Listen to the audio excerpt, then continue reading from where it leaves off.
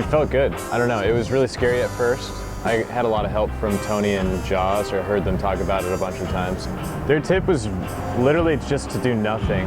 Honestly, that's what you gotta do, which is kind of really hard to do because everything that your body tells you is that you want to do the opposite of that. You just go really fast, like way faster than you want to, and do nothing, and it just sends you upside down. So they start pulling away the pads like immediately. So that was sketchy for me because I was still warming up and I was like, this is hectic. I was barely able to get around it at that point. And then they pull away the pads. I was just like, screw it, I'll try it anyways. And then I tried it and just kind of fell pretty far, kind of hurt my leg a little bit. And I was like, screw it, I gotta try it again. And then same thing happens. And I was like, this is too sketchy. So I kind of had to stop. I'm so down to try it whenever they put it up again. It's so crazy that Lizzie did it, like super proud of her. I'm so glad to have David back. It was kind of scary for a little bit. He was just wilding. He got hurt partying a couple times. I love Sober Lawyer. I mean, he's just as crazy whenever he wasn't sober, but now he's got his head on straight. Number one party boy on the team? Probably me. No, definitely Clint. For sure Clint. Or Ben. Clive. Me and Clive partied yesterday. I have, but I don't listen to it on the regular. I want to.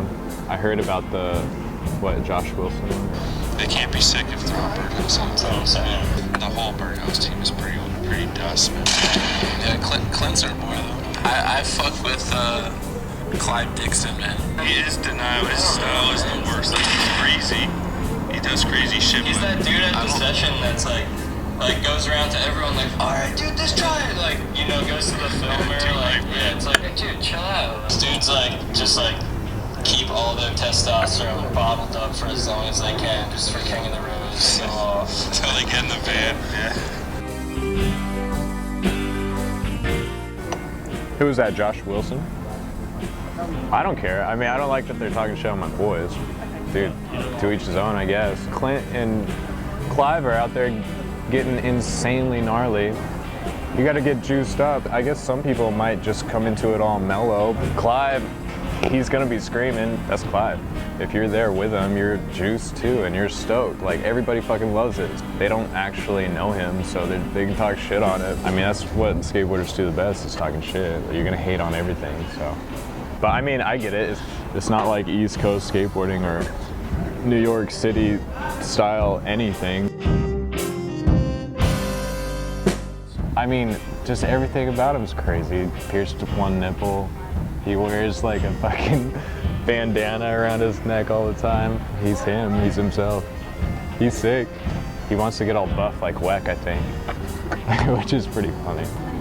He brings a clothing steamer. If he comes and stays at our place, he'll bring a clothing steamer, which is pretty fucking funny. I gave him such shit for it the first time he brought it.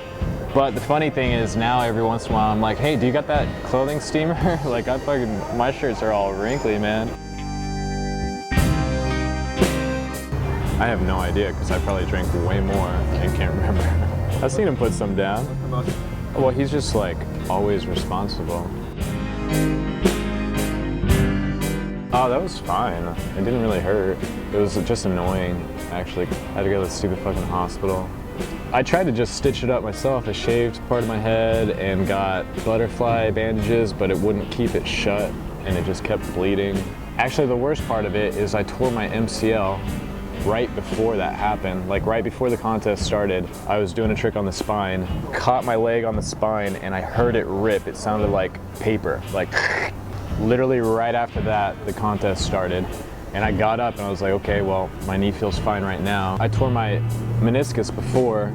I thought I just re-tore it. I knew I'd be fine for a few hours. So skated it, and then at the end of it, got the board to the dome. And I was like, sweet, double whammy. I see people on the internet talking shit like, why was he running up the ramp in the middle of the contest? I'm like, you weren't even there. The contest was over, man. Like, how am I supposed to know that he was gonna come back? I like fell in the pit all sketchy, and I thought I was gonna get broke off, and I was fine. Got up, hyped that I wasn't broke off, just to get the board to the dome.